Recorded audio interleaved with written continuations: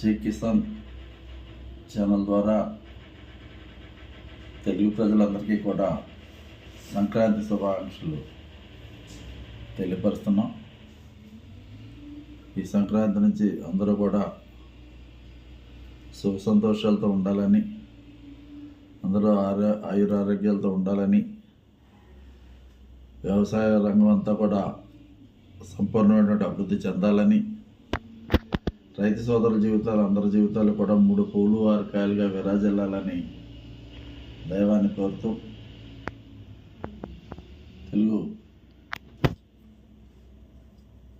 సోదరులందరికీ కూడా ముందుగా సంక్రాంతి శుభాకాంక్షలు తెలియపరచుకుంటూ,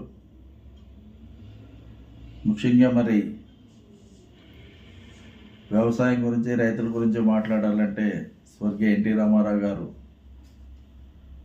తెలుగుదేశం పార్టీ పెట్టినప్పటి నుంచి కూడా అన్న ఎన్టీ రామారావు గారు రైతుల మీద చాలా ప్రత్యేకమైన శ్రద్ధ పెట్టడం, మరి మొట్టమొదటిసారిగా అగ్రికల్చర్ కనెక్షన్స్ రైతులకి ఇచ్చినటువంటి ఘనత కూడా అప్లాండ్ ఏరియాస్లన్నింటిలో కూడా మరి ఎన్టీ రామారావు గారికి దక్కుతుంది. ఆయన వచ్చే వరకు కూడా ఎవరు కూడా రైతుల సోదరులకి అగ్రికల్చర్ సర్వీసెస్ ఇచ్చినటువంటి పరిస్థితులు ఎప్పుడు కూడా లేవు.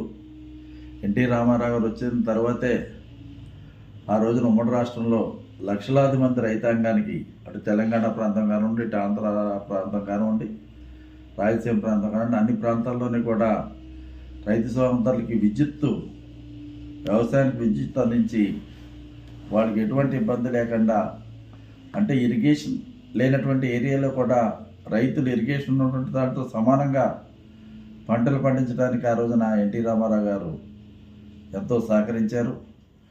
ఎన్టీ రామారావు గారు చేసినటువంటి ప్రతి పనులన్నీ కూడా ఈనాడు మన ముఖ్యమంత్రి చంద్రబాబు నాయుడు గారి యొక్క పరోక్షంగా అన్ని రకాలుగాను కూడా ఎన్టీ రామారావు గారు చేసే ప్రతి మంచి పనులను కూడా చంద్రబాబు నాయుడు గారు కూడా పరోక్షంగా ఇప్పుడు కూడా భాగస్వాములుగా ఉన్నారు. అదేవిధంగా చంద్రబాబు నాయుడు గారు కూడా రైతులంటే ఆయనకి చాలా ప్రత్యేకమైనటువంటి అభిమానం.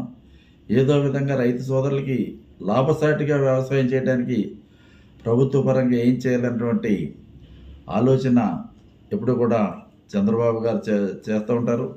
ఆ విధంగానే ఆయన కూడా డ్రిప్ ఇరిగేషన్ కానివ్వండి, రైతాంగ సోదరులకి అన్ని ప్రాంతాల్లో కూడా కరెక్ట్ ఎఫెక్టివ్గా వెళ్ళేలాగా మరి 33 సబ్స్టేషన్స్ ఉమ్మడి రాష్ట్రంలోనే వేలాదిగా సబ్స్టేషన్ నిర్మాణం చేసి రైతాంగ సోదరులకి క్వాలిటీ కరెంటు అందించిన దాంట్లో ప్రథముడు ఈనాడు మన ముఖ్యమంత్రి చంద్రబాబు నాయుడు గారని ఈ సందర్భంగా నేను తెలియపరుస్తున్నా. విత్తనాల సబ్సిడీ ఇచ్చినా, లేకపోతే రైతులకి ధాన్యం కొనుగోలు కేంద్రాలు ఏర్పాటు చేసినా ఎటువంటి ఇబ్బంది లేకుండా రైతులను అన్ని రకాలుగా లోన్స్ విషయంలో కానీ నాబార్డుతో మాట్లాడి రైతులకి మేజర్ సబ్సిడీ వచ్చి లోన్స్ వచ్చేటువంటి విషయంలో కానీ అన్ని రకాలుగాను కూడా రైతాంగం గురించి చంద్రబాబు నాయుడు గారు ఎప్పుడు కూడా ఆలోచన చేస్తారు. ఎప్పుడు కూడా రైతు పక్షపాతి చంద్రబాబు నాయుడు గారిని సందర్భంగా తెలియపరుస్తున్నా.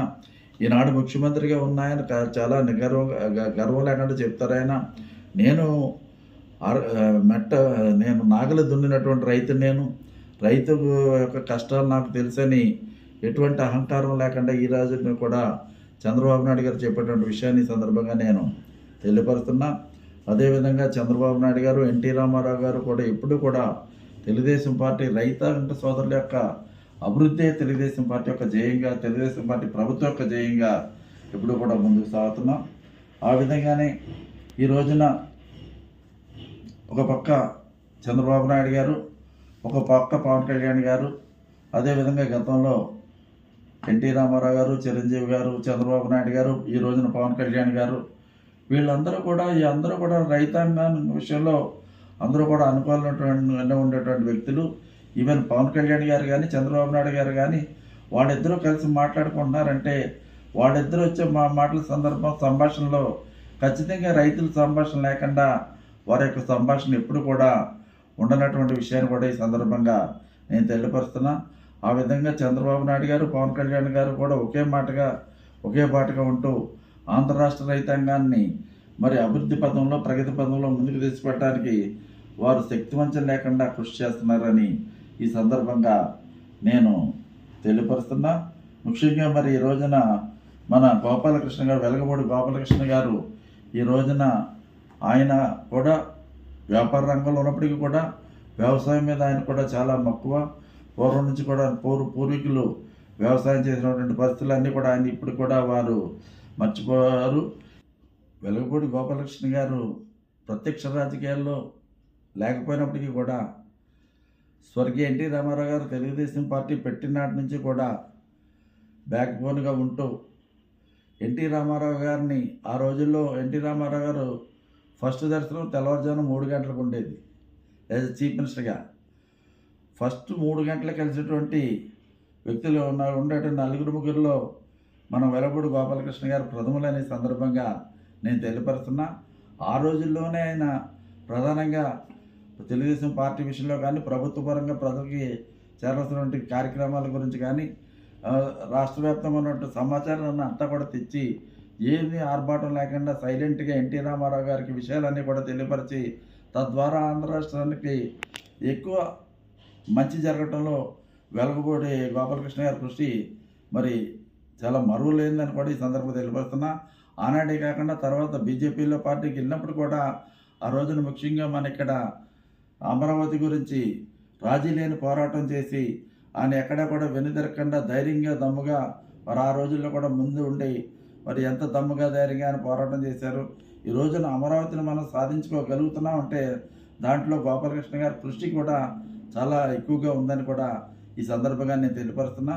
అదేవిధంగా ఈనాడు కూడా తెలుగుదేశం పార్టీలో మరి ఫ్రంట్ లైన్లో లేకపోయినప్పటికీ కూడా మరి ఆయన ఈనాడు కూడా ప్రభుత్వ పరంగా మరి మంచి సలహాలు సూచనలు ఇవ్వడం విషయంలో కానీ, పార్టీ పరంగా ఏ విధంగా ముందుకు నడవాలంటే ఆలోచనలు చేసే విధానంలో కానీ అటు చంద్రబాబు నాయుడు గారికి, ఇటు లోకేష్ బాబు గారికి, పార్టీకి పెద్దలందరికీ కూడా ఈ రోజున కూడా గోపాలకృష్ణ గారు ఎంతో అండదండలుగా ఉంటూ వారికి ఎన్టీ రామారావు గారు సమయం నుంచి వారికి ఉన్నటువంటి అనుభవాన్ని క్రోడీకరిస్తూ వారు కానీ నేను కానీ తప్పనిసరిగా భవిష్యత్తులో మరింత ఉన్నటువంటి అభివృద్ధి మన ఆంధ్ర రాష్ట్రం మరి ఉండే విధంగా ఈ కూటమి ప్రభుత్వం చిరకాలం ముందుకు సాగే విధంగా అన్ని రకాలుగా అన్ని విధాలుగా మన ఆంధ్ర రాష్ట్రం అభివృద్ధి పదంలో ప్రగతి పదంలో ముందుకు వెళ్ళే విధంగా మేమిద్దరం కూడా ఒక మంచి ఆలోచనతో, ఎటువంటి స్వార్థం లేకుండా ఒక మంచి ఆలోచన విధానంతో ముందుకు సాగుతామని ఈ సందర్భంగా తెలియదు.